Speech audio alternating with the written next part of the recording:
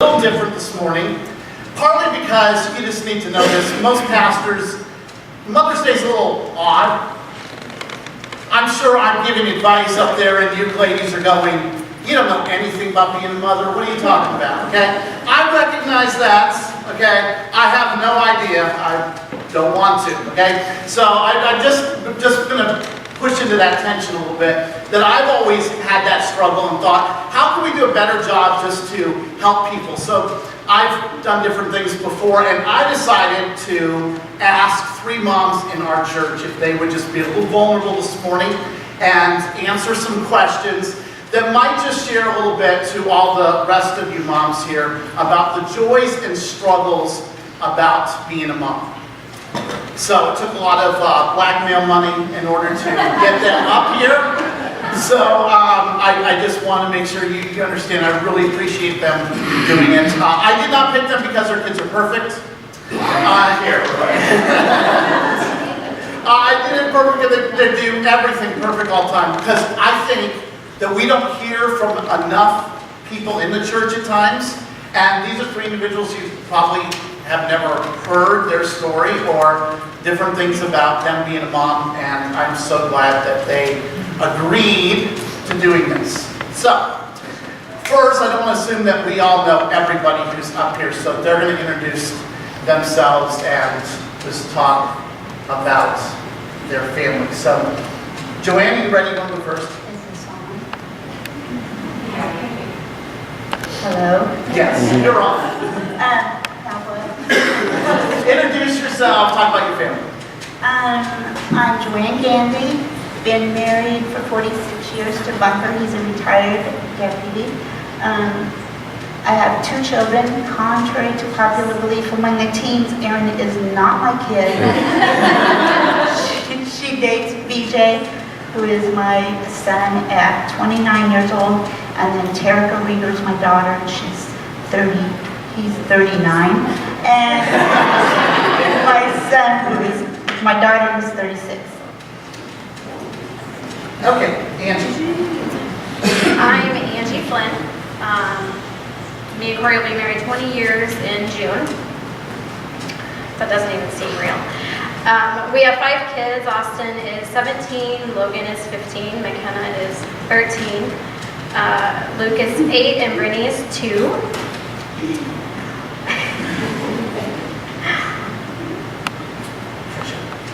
I'm Trisha Goody. I'm married to Jake. We'll be married 6 years in about 3 weeks. I have 3 kids. Olivia is 4, Joel is 2.5, and Laura is 3 months. All right. So, thinking about just being a mom for a moment, what is your favorite parts of being a mom? And we're just going to go straight down. So, Joey, we're going to start with you every time. What is your favorite part about being a mom? The favorite part is when they finally get it. You tell them something over and over and over, and you think they're never going to get it, and then they do. See, all of you wondering? It'll happen someday. Michael, come on. My favorite part, aside from like the snuggles I still get from Luke and Brittany, and you know they're little, so I'm still cool to them.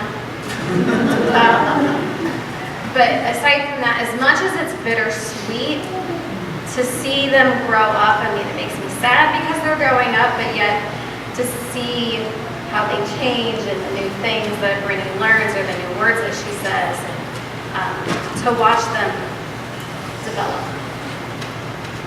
When they sleep, that might be my favorite. Or, no, I think also kind of with what Andrew was saying, just getting to watch them grow up and mature, become hopefully respectable members of society. Hopefully. Joel still eats crayons, so we're working on that. So, who do you think over the years has given you the best advice? Probably not me, but where have you gotten the best advice about being a mom? I would say my mother, and I'm number 7, so I think she just gave up on giving advice. I don't know that she ever gave me advice, but just the quiet giving spirit that she had, I hope that I gained some of that. For me, probably my sister. Not necessarily if it was advice I needed, if it was just somebody I needed to cry to. And like when it was Austin's first day of kindergarten, and it was half-day kindergarten at that time. And Logan, I was in the basement doing something, and Logan was upstairs, and all of a sudden water was dripping from the floor of the kitchen into the basement, and I went running upstairs, and he had clogged the sink and had filled it, and it was overflowing everywhere. And Logan he's always been the ornery one, and so I was really upset, and I called my sister crying. And I remember she said, "Would you want me to come get him to give you a break?" And I said, "No, because that would be a reward, because then he could go over and play with Shane. That would be rewarding him for being naughty." So she was always there for me. In the last 5 years, I've been fortunate enough to, through Sonia and through here, I've had Sonia and I've had Chris, and then I've talked to Pastor Ryan many times about the teenage years and help with issues and navigating through that. I think for me, I would probably say my stepmom, Julie. Just, I know I can always go to her and ask questions, and just having her in my life when I was growing up, and then now seeing her with all 6 of her grandkids and getting to model, again, what it's like to be a parent. Now, we recognize not everything goes right, and there's difficulties and challenging things. So what would you say is your biggest fear? Biggest fear, maybe, whatever, kids do something or whatever that might be. What's your biggest fear? My biggest fear would be that anything would pull them away from their Christian faith, because that's all that's important. It doesn't matter if you make a lot of money or you have a really nice home or anything else, just the fact that you serve the Lord and that He's always there to help you. For me, what I have worried about the most with them being little is, aside from something terrible happening to them, my biggest fear is something happening to me and being taken away and then left in this scary world alone. For mine, I have to give a little background. So, probably not everybody knows, but my parents got divorced when I was 5 or so, and ever since then, my biological mom, really hasn't been around. We didn't see her much, didn't call much. She just wasn't a part of our life, and that's the choice that she made. And so I think my biggest fear is turning out like her and getting to where my kids grow up, not being there for them, and then when they grow up, and them not really wanting anything to do with me, not wanting a relationship with me. And so I try to be over-involved with my kids to kind of counterbalance that. But yeah, my biggest fear would be turning out like my mom. Yeah. So,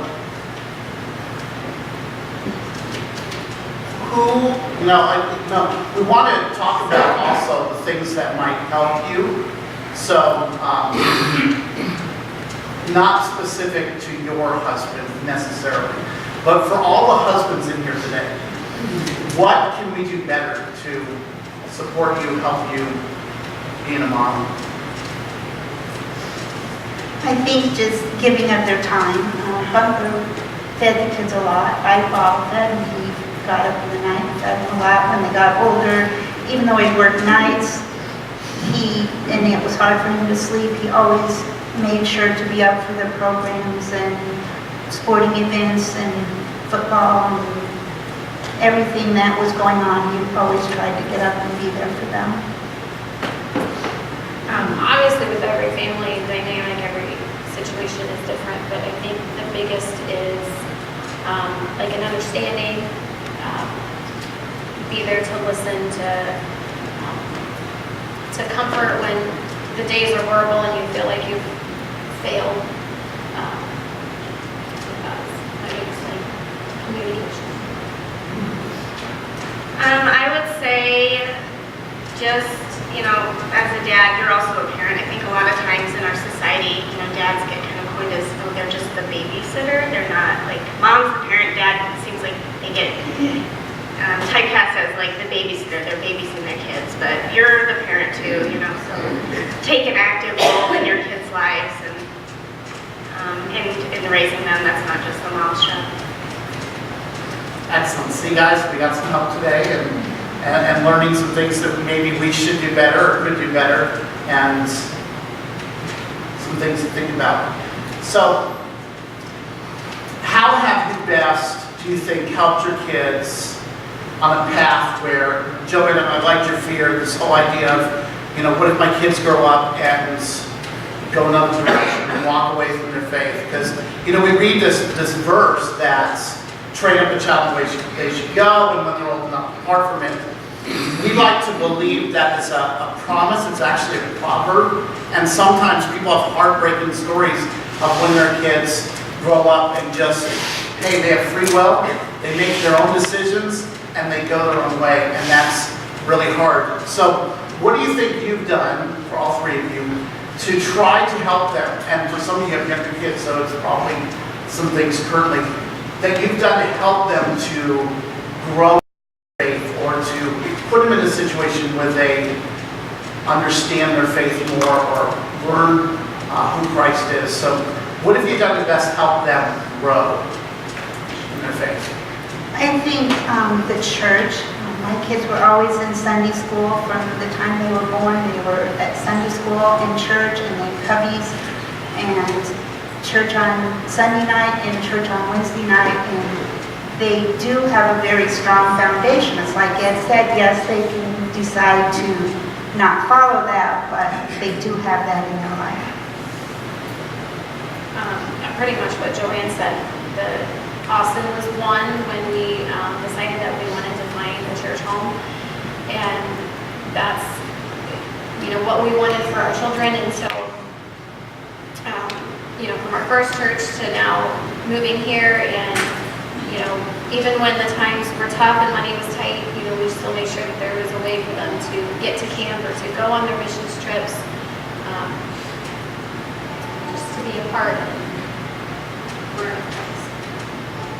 I also think for me, just being involved in the church, you know, because it's not just Jake and I raising our kids, it's all of us working together to bring them up to know the Lord, but also just trying to model Christ at home to my kids and talk about Bible stories or different things just as much as I can.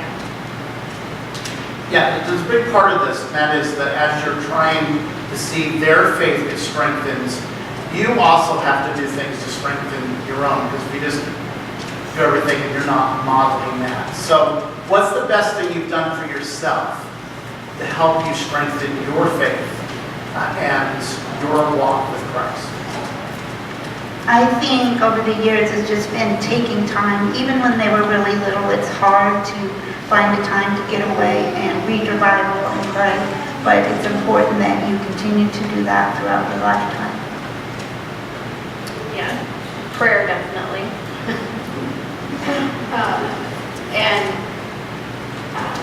You know, the friendships I have that, you know, that I can go, I failed today, I'm a horrible mother, you know, and they're there to say, no, you're not, it was a bad day, tomorrow's a new day, you know, to bring me back to reality and to, you know, to help me. And, you know, there's even been times where, you know, maybe they'll share scripture with me to help me, you know, get back on track. I think, yeah, reading the Bible consistently, which I was never really successful at until maybe 3 years ago, but I think that's helped a lot. And just, yeah, being prayerful for my kids, my marriage and everything, that's helped a lot too. So as you think about your kids, what is something, and this will be probably different, but something to think about, what's one thing you wish they knew about you? That you really do like them, you know, that might be a start. I never said that. I was going to say I'm getting old and I can't do it all anymore. Oh, there's a good No, but yeah, I do love them, but no matter where they're at. And But I am getting older. Important thing. I think with having the three older ones, that there's times where I might not like them so much, but I always love them. And my not liking them doesn't last long. It may only last a few minutes. But even when they do wrong or they make bad choices or mess up, I still love them.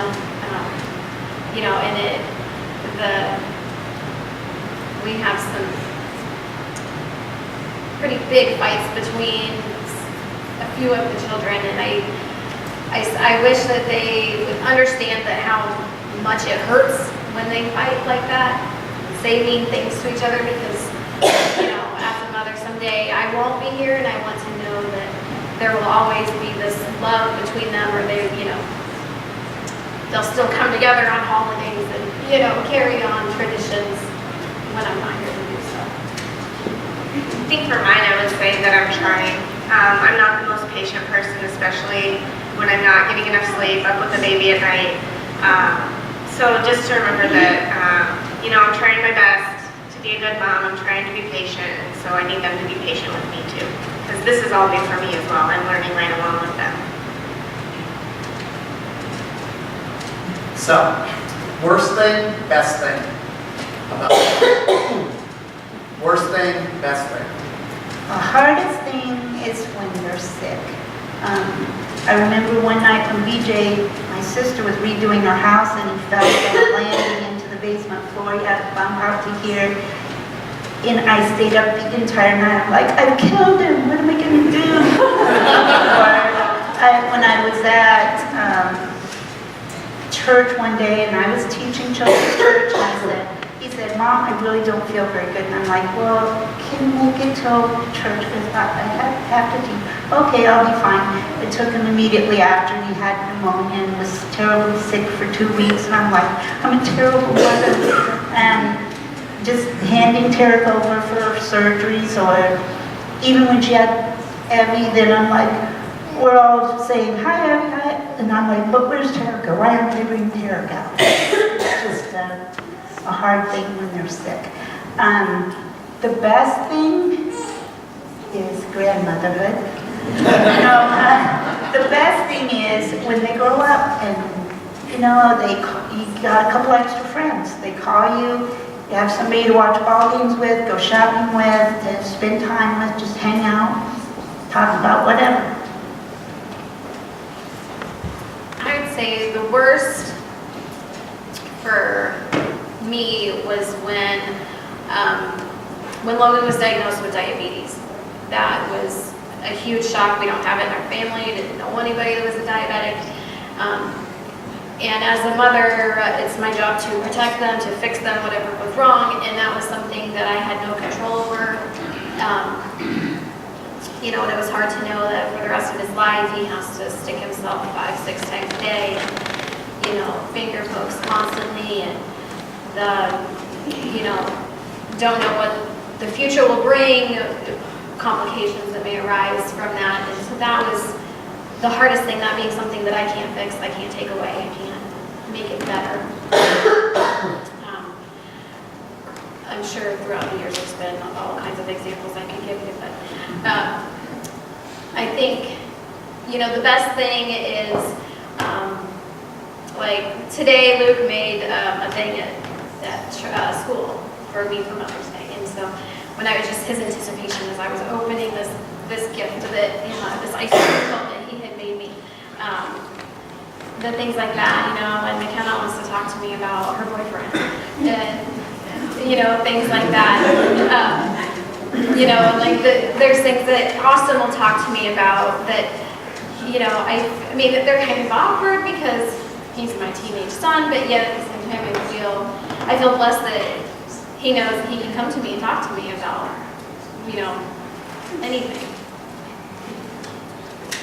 I think for me, just the hardest part of being a mom, maybe it just has to do with the way things are today, but it seems like no matter what you do, you're not getting it right. How you feed your kid, how they sleep, somebody's always got to say something or not like what you do. And so sometimes it seems like no matter what you do, you're just fighting a losing battle with the choices that you make with your kids. I think that's really hard. The best thing, kind of what you said earlier, your kids still like you, mine still like me. Getting to, they get excited when I come home from work, they get excited when I pick them up from daycare, and they'll, Mommy, I missed you, and just get to hear, those things, and just that they still like me and are excited to see me. I think that's the best part. Okay, so we're going to pretend like Back to the Future was true. You can get into the DeLorean and you can go back in time. If you go back and change one thing that you've done or didn't do, or about being a mom, what would you go back and change? I would try to be less crabby, but but otherwise, I don't know that there's anything really I would change. I think not that they're perfect or everything was wonderful, but I think I did the best that I could, and I don't know that there's anything I'd really change. That's the same. I can't think of anything that I would change. The only regret that I have, and this was pretty much totally out of my control, I've always struggled with the fact that I had to have all C-sections. And so like I said, with Austin, he was a really big baby, and I mean, there was just no other option. But with Logan, he was a lot smaller of a baby, but I was too scared to try. And so then I went for many years beating myself up over that. And I kind of felt like I was the only person that ever in the world had felt like that. And then I had later discovered that no, there's a whole support group for women that feel the exact same as me. And so I think that's the only true thing that I wish was different, but I could have my hands too. So yeah, I think the only thing I would change is if I could make myself more patient this whole time, that would be great. But that's something I've struggled with since I was little. I don't know if it's the Irish temper, being impatient type of thing, but yeah, just if I could make patient with my kids from the beginning, that would be great. But other than that, I don't think I would change anything. Okay, we've got a lot of moms here this morning, so this is your opportunity to say to them whatever you would like to. Encourage them in any way you'd like to. This is kind of the bonus part. Okay? I would It's not on the say, paper, that's right. That's why it's bonus. I would say if you have a strong-willed child, then thank the Lord. Because I had one last week when we were doing the family serve day, and Mac and Riley were kind of kidding around. And Chris is like, Joanne, do something. I came and told him, I said, I raised Erica, I'm done. But the thing of it is, when you get a strong-willed child started down the right path, she's not going to veer from it, so it's a good thing.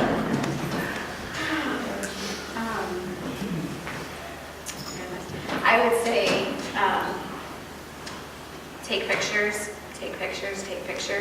in home movies, because it goes by so fast.